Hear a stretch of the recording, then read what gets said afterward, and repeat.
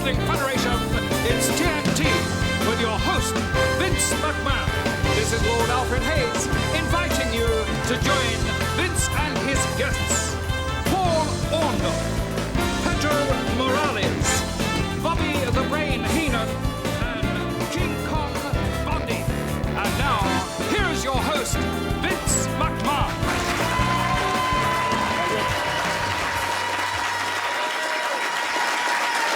Thank you very much.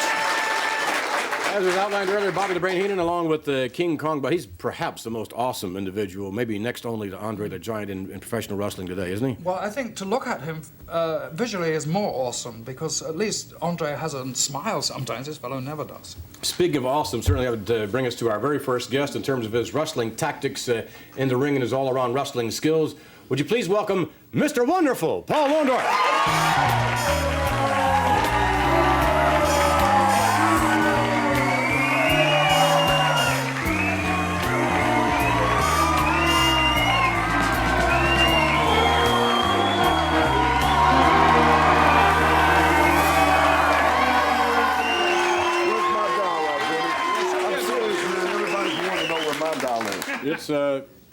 It's coming real soon, as a matter of fact. Take me off the hook. Oh, it's coming real soon, and it doesn't quite look as awesome as you do in real life, but it's on its way. You look terrific. You obviously have been hitting the gym as you always do. Well, you know, I got up at 5 o'clock this morning, got to the gym at 6, and worked out for 2 hours.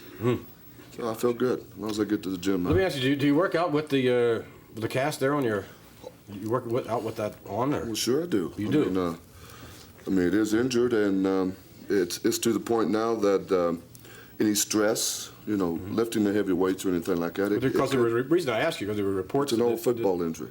I see. There was reports that that someone had seen you recently without the cast on when you were not in the wrestling ring, and I wondered if that had any validity at all. I guess not. When I'm around, you know, say just walking around or wherever I'm going, but if I'm training or anything that I'm going to do physical, I do wear the cast because that's. You know, there is a possibility for that thing to What we'd like to do is we'll join this matchup in progress, take you back to a matchup with Big Joe Murto. It'll be Mr. Wonderful Paul Orndorff against Joe Murto. We'll join it in progress, after which we'll come back. Well, that remains to be seen, Jess, just how vicious Mr. Wonderful can get. He certainly will have to with that $50,000 bounty riding on his head. I don't know how he sleeps at night. Nice elbow right down into the back of Joe Murto. Mr. Wonderful, all business. Scoops him up. Wow, that's 300 pounds plus up in the air. Notice how he's not using that thing, Jess, to any advantage. Well, he's probably not using it because he doesn't need to yet. Front face lock now by Mr. Wonderful. I'll bet if Mr. Wonderful gets in trouble, he won't hesitate for a minute. You think so? Huh. Like I said, I know the real Mr. Wonderful. Not this guy he's trying to portray to all them fans out there just because they're cheering him now. Front face lock and really jerking it is Mr. Wonderful, Paul Orndorff, and Murto makes it to the ropes. Referee will have to step in and break. Referee never broke him. Give me a break, ref. Nice knee lift. The crowd certainly 100% behind Mr. Wonderful, who slips right back into that front face lock. I heard, you know, speaking of the true Mr. Wonderful Paul Orndorff, I heard when he played pro football, he was considered a cheap shot artist. What makes you say that? That's just what I heard through the grapevine, through the Body's Intelligence Network. Well, at times, some of your network seems to be a fountain of misinformation, too. I only speak the truth, Gorilla. They all know that. Murto with a couple of knees gets out. And Orndorff in trouble. Irish whip coming up. Look out, ducks underneath the clothesline. Orndorff with a high cross body. Murto down. 1 count, 2. Whoa, close. Beautiful move on the part of Orndorff. He caught Joe Murto with that one. He is quick. Orndorff now unloading with some heavy artillery. Wham, right into the top turnbuckle goes Joe Murto head first. Orndorff setting him up here for something off the ropes. Power slam. Wow, well executed. Hooks the leg. He's going to get him, I'm sure. Orndorff with a tremendous power slam. And look at, he never once went to that cast in any way, shape, or form. Unbelievable. And that makes you feel good, don't it, Gorilla? Sure does. Let's go up to our ring announcer. The winner of this bout, Mr. Wonderful, Paul Orndorff. Oh, look out. From behind, Murto unloading, and Orndorff retaliates immediately with a number of rights. Look out. Murto going in now. Yeah. Oh, look at that shot he gave him. What was that with, Gorilla Monsoon? Wow, he gave him a shot with that right arm that's got the cast on it and gave Murto a negative attitude, I'm sure.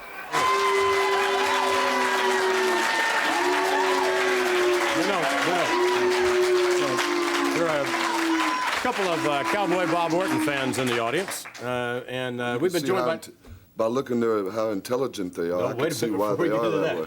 There's Dr. Johnson has joined us, as a matter of fact, orthopedic surgeon, and unlike the last doctor we had on TNT was Dr. Sigmund Ziff.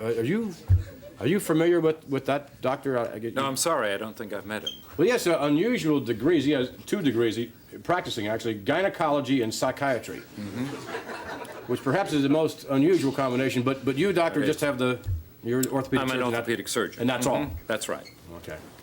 In any event, you have examined Paul Orndorff's arm, have you? Yes, I have. I've also examined the x-rays that were taken at the time that he was injured. Would you like my opinion? Yes, of course. Fine. Mr. Orndorff had a multiple fracture of the humerus. It was not a simple fracture, a compound one, and it was in bad alignment, as we can see here, which is just a way of saying that it was a serious fracture.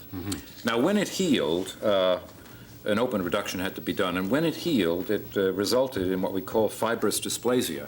Now, that means that there are scar tissues on the bone, and to the layman, what it means is that the bone is weak. It is weaker than it was before the injury. Sometimes after an injury, if the healing takes place perfectly, and there is no fibrous dysplasia, the bone is just as strong as it was. But this injury, when did this injury take place? I mean, this is an old injury? Or? Oh, yes, it's an old injury. Oh, it is an injury. old one, then? Yes, it is. However... How old? I mean, several I told years? you that about 8 years ago it was in football. Yeah. When I was with the New Orleans Just Saints. checking, that's all. Yeah. Why would I lie to you? I didn't say you were. One thing that I'm not is a liar. And so this Well, if I were Mr. Orndorff, I would continue to wear a cast or a brace of some kind, because the bone did not heal as well as it might, and even though the injury is old, the bone for the rest of his life will be weak. Well, we thank you for joining us in that report. We'll be back with more Mr. Wonderful Paul Orndorff.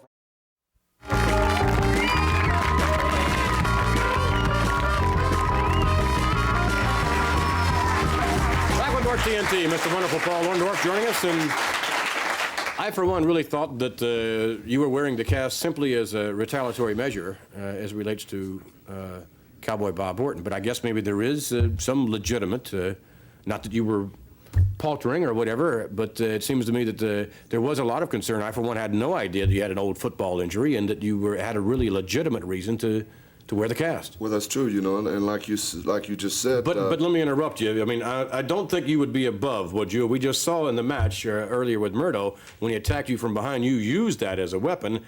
I don't think you'd be above using it if the circumstances obviously were correct. That's exactly right. You know, it can do a lot of damage. It can hurt somebody. And if I'm forced to do it, you know, it's an eye for an eye now. You know, I've been beat around. I've been banged with it. People's been carried out of the ring because of Orton. He's been wearing that thing for over a year now. You heard the doctor even say that it was well. All right, well, so if right it comes down for me using this, I will use it with a smile, too. With a smile. Take a look at you in the squared circle. This is you and a junkyard dog. The match, I believe, is just over. Let's take a look at the tape. All right, take a look at this. Yes, sir. All right, look at that. Yeah, look at that. Go for it. Yes, sir. Look at that. Amen. That's the World Wrestling Federation for you. Look at that. Maybe that's a little Bruno Sammartino in there. Who knows? It's that little boy proud right now. Look at him. Look at him posing. All right, look at that. Just go for your partners, you know what? G-R-A-B-T-A-G-F-C-A-K-E-S. Yeah, grab them cakes. Say grab them cats. Oh, I don't care what it takes. Just grab them cats. Grab them cats.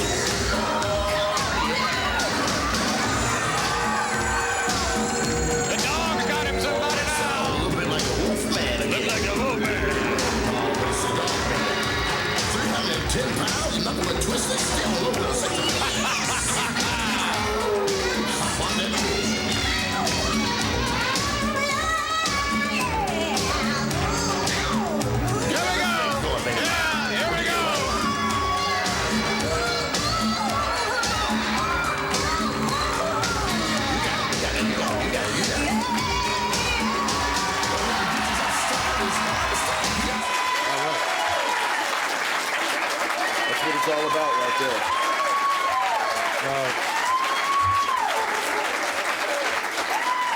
there. Who taught you how to dance? Who? I can say safely that you wrestle considerably better than you dance. You can't do everything right. I mean, no one can, right? Yes, really? I can. I'm a very good dancer. Oh, really? Especially late at night, I can dance really good. Really? Yeah. All right. We'll be back with more TNT. Stay with us.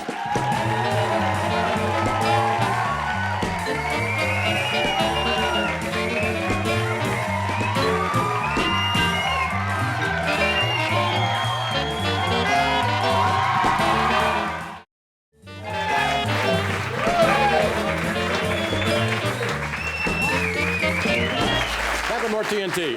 In the World Wrestling Federation magazine, which you can grab this, the cover on this shot here, there's an article in here called Dirty Tricks of the Trade. And I must say that our next guests are certainly involved in that. As a matter of fact, here's a shot in the lower right-hand corner of, there we go, Dirty Tricks of the Trade. And down here, over here by the thumb, you can just barely see Bobby the Brain Heenan and King Kong Bundy. Would you please welcome them?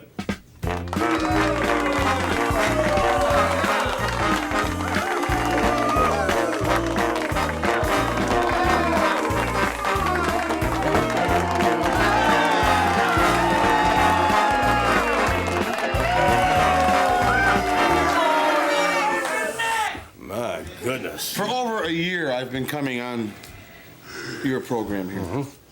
Don't you know my name yet, pal? Yes, I Fumford. I'm sorry. You just did it yourself just then. I didn't call you the Weasel. You sure did. I did not. I almost slipped and said that, but I didn't say that. I certainly got Bundy's name right, I'll tell you that. King Kong, you're live up to your reputation, I must say, thus far. You just... What's that about? I will sit by him. Oh, all right. You know, McMahon, I overheard a comment you made about dirty tricks we use. No, that was simply, I did not make that comment. It's something here in the magazine that, there's an article on dirty tricks of the trade, more or less. And how could anybody mention King Kong Bundy and Bobby the Brain Heenan in an article about dirty tricks? I didn't write a dirty trick in our life. No? Never. Maybe a little stretch of the imagination or, something of that nature. I don't know. No? I can't imagine who wrote that article. Oh, maybe we'll look it up. Mr. Heenan, you seem to be a little down. Are you perplexed about something? You talk about dirty tricks. You talk about whether these people like me or not, I could care less. There's probably guys that run Chrysler, like Lee Iacocca. There's probably guys that run General Mills or some big companies. People don't like them. But they are successful winners. Mm-hmm. That's what I am. That's what this man is. Mm. Yes. You've never done nothing shady in your life? Me? Don't laugh, too. I can't think of anything right offhand. What was it? Nah, he wouldn't do that. No, I don't think so. Never in a million years. Would you ever do something shady? Alfred Shady? No, take a look at your that whole face. Life, I asked you. He looks like a Mater D at Bellevue. Look at that. A Mater D where? At where? Bellevue. Oh. Where's Bellevue?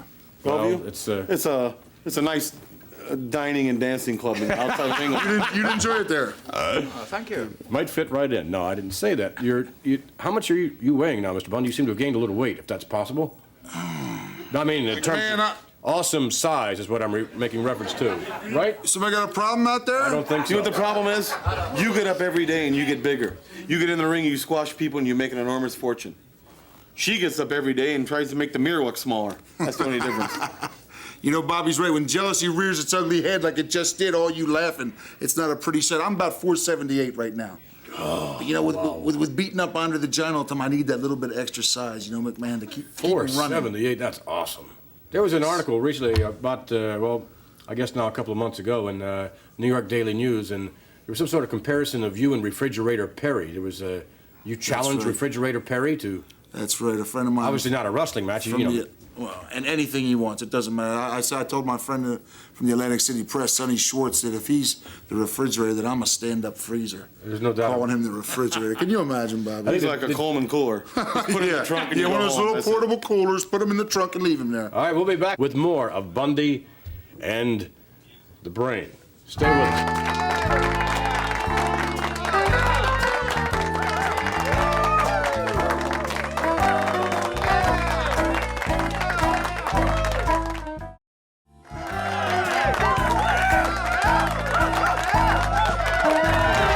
King Kong Bundy and Bobby the Brain Heenan. And I would think that, Mr. Heenan, right now you're gearing, notwithstanding the tremendous success that Bundy and Stud have had as a tag team combination, I would think you're sort of homing down the efforts of Mr. Bundy now in terms of individual competition, are you not?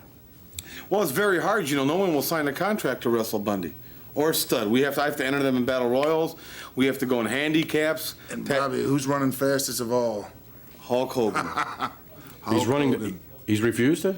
Well, I've given contracts to every major wrestling promotion in the world under the sanction of the World Wrestling Federation, and I haven't got a return yet.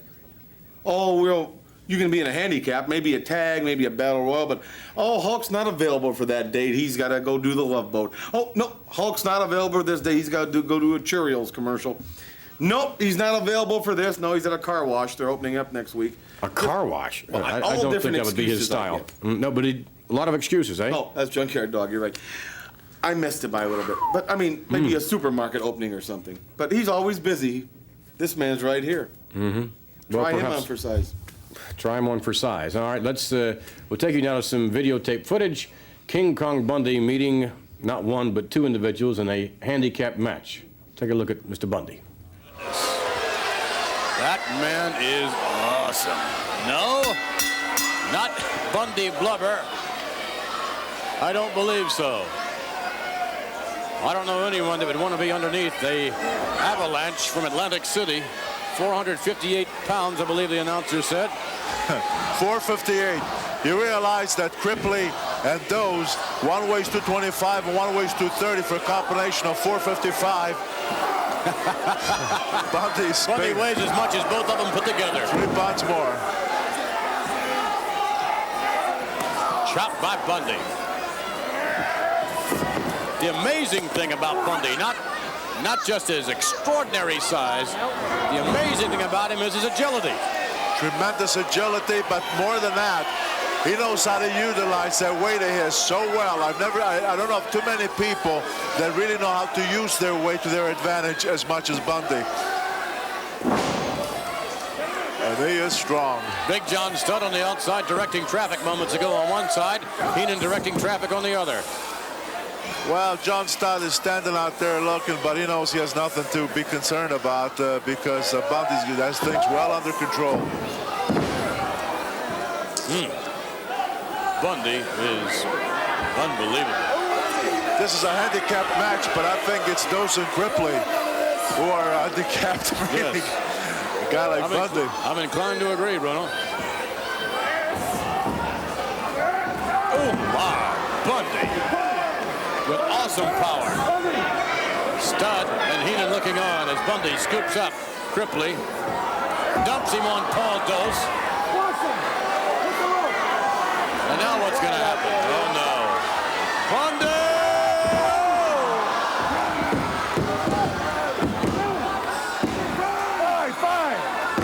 Bundy insisting on the 5 count. Big smile on Big John Stud's face. And a bigger smile on Bobby Heenan's face. He is thrilled.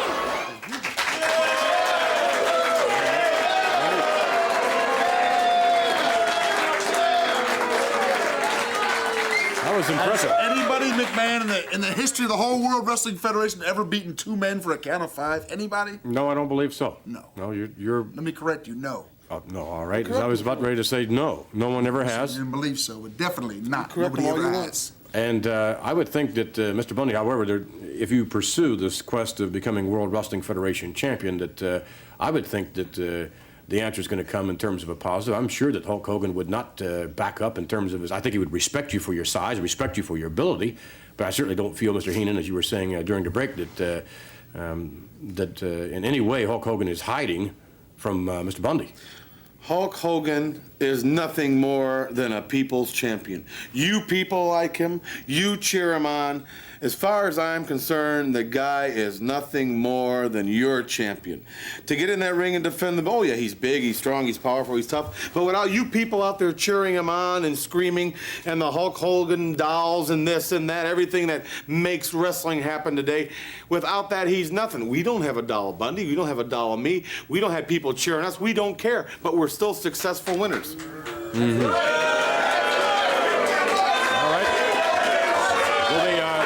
We thank you. Speaking of winners, to join us when we return will be Pedro Morales. We'll have Pedro with us. Oh, Pedro Morales. Somebody made bail, huh? We'll be back.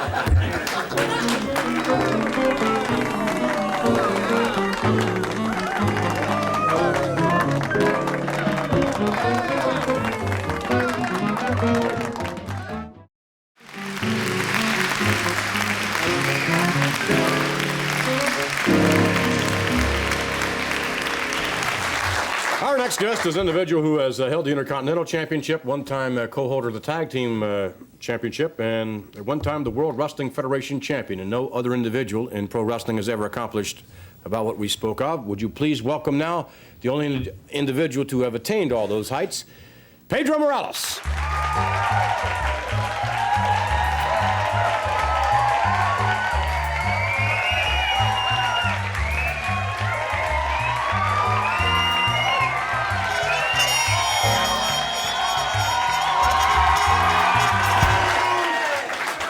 You and Alfred are old partners, aren't you? Go back a ways, huh? We go back. I remember once we were up in somewhere Minot, North Dakota, or Minneapolis, or somewhere up there, and we were in a tiny plane that flew through a tremendous snowstorm. I said, if ever this plane gets down safely and we survive, I'm going to drink a bottle of scotch. And the plane did land safely, and I got the scotch, and he stole it and ran away with it. What are friends for, huh? I mean, you know. Yeah. In the WWF magazine, there's a shot of a friend of yours, as a matter of fact, another friend of yours, Hulk Hogan, on the cover. And on the inside, Pedro, there's a whole thing on Pedro's Port of Riches, in reference, of course, to your home in Culebra, Puerto Rico. Is that the way it's pronounced? Puerto Rico, sí, Culebra, Puerto Rico. And any number of interesting things in here with, where is atop the walls of El Morro? El Morro, yes. Yeah. That's the Spanish built that to, how you say, to protect the island from the pirates, you know. I think the British. I think the British couple of times attacked the British island. always have something to do with that, you know. 1500 and something. Yeah, I think in 1595. Alfred led the invasion. Francis Drake. Alfred led the invasion. Yes. I thought so. We're going to take you now to some footage from Madison Square Garden. It'll be Pedro Morales squaring off against Rene Goulet. We'll join it in progress. Here we go. Goulet's getting the feeling of what it's like to be out on the concrete here in Madison Square Garden. Look at this. Jammed into the top turnbuckle. Nothing there but steel. The Michael Jackson of the wrestling world not faring too well right now at the hands of Pedro Morales, and Goulet down again. How sweet payback is, Jess. Look out, Rene going for the ride. Arm whip. Oh, upside down and over the top. Wow, had he gone completely out, he wouldn't have been back, Jess. He would have definitely been counted out, Gorilla, but he's at Pedro's mercy up there. Hung himself on that top rope. And the fans are 100% behind Morales as he's unloading now. And Goulet with a whip in. Big back. Wow. Morales for the cover. 1, 2, 2 1/4. That's it. The #1 Frenchman giving it all he's got. Well, Morales is turning and asking the people, and that's a big mistake. Absolutely. Oh, Morales ran into a double kick by Goulet. Both of these guys are ripe for the picking right now.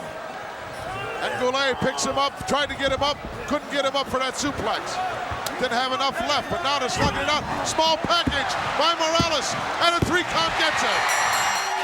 Pedro wraps it up in a small package.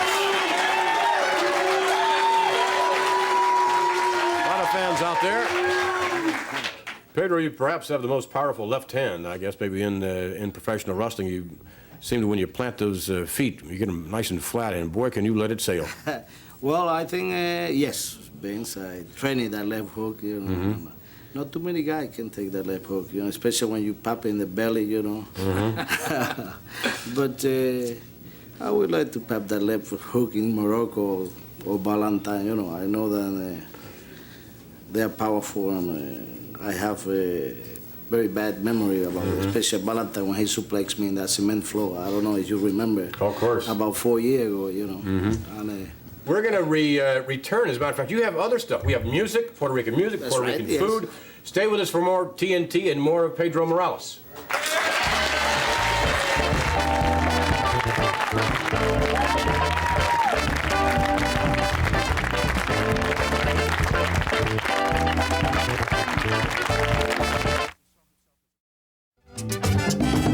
Patacón, patacón. ¡Eh! ¡Rico! Patacón, patacón. Pisao que patacón, patacón. Pisao que patacón, patacón, patacón. Pisao que patacón, patacón. Pisao que patacón, patacón, patacón. Pisao que patacón, patacón. Pisao, patacón, patacón, patacón. Pisao que patacón, patacón. Pisao. ¡Venga!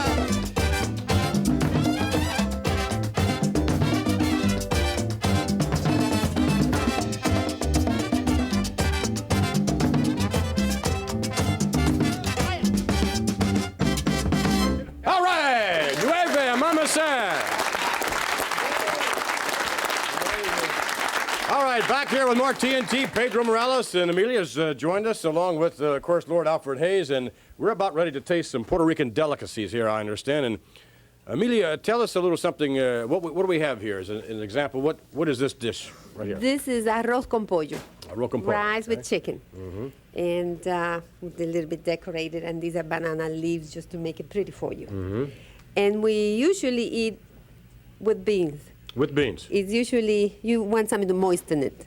Mm-hmm. So these are pink beans. Pink beans. And it has a little bit of squash in it. There you go. There you go. Very Okay. nice. Did you know that we have a food expert here with us today? Did you know that? Well, he looks like it. Well, no, not this one, of course. Pedro certainly would qualify in that category, perhaps. But I mean, a real expert. I mean, this man knows everything there is to know about culinary delights. Would you please welcome surprise guest Captain Louis Alberto?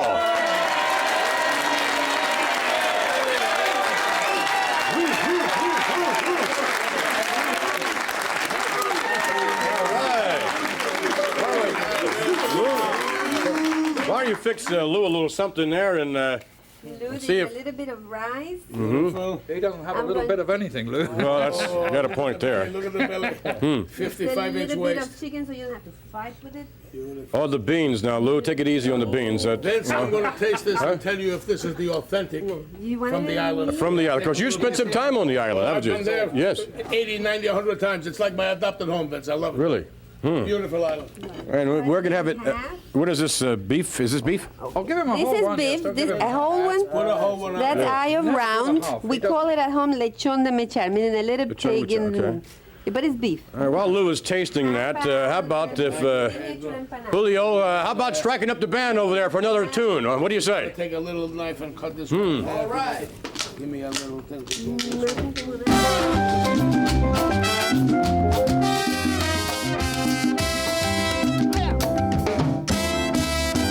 Si confundes tu cuerpo con tu alma, es que estás enamorado, es que estás enamorado. Si recuerdas los besos de tu infancia, es que estás enamorado, que estás enamorado. Si percibes el llanto más callado, ay, si percibes el roce de unas manos, es que estás enamorado, enamorado.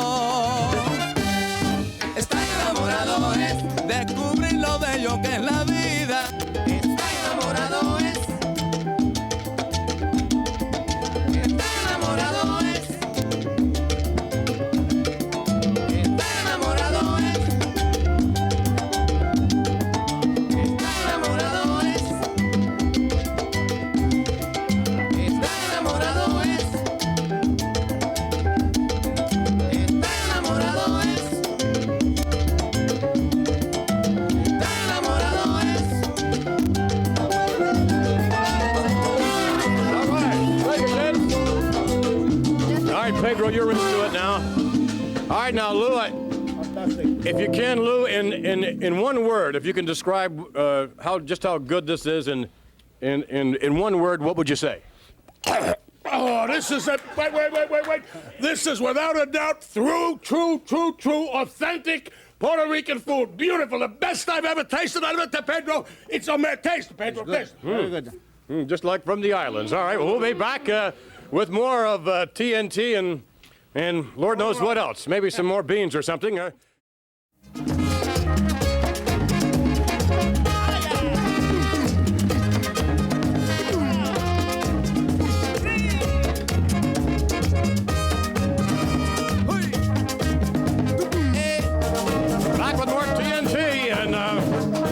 A party here. It is delicious. I must say, I tasted some of that. Capper, let me ask you a question. How was it? I never tasted anything like it. Been eating the most delicious food in the world, right from the island, baby. Lou always liked his food, no doubt of that. Alfred, how did you like it? Can I be truthful here? Honestly truthful? We would expect nothing but the truth. Right. This food... Surely you must say the rice. The rice was good. No, wait a minute. No. What about the chicken? No good. The beans? No. It's like food for common people. It's not comparable to, say, a scone or a crumpet or caviar, and the fruit drink was just awful. Champagne is much better. I'm used to better things in life. The beans were just dreadful. The rice I didn't like. This common people's food that I would imagine that Lou Albano likes it. Are you sick? Are you sick? How do you like that? How do you like that, eh? How do you like that, eh? How do you like that, eh? How do you like that? Pedro, thank you very much. Amelia, thank you.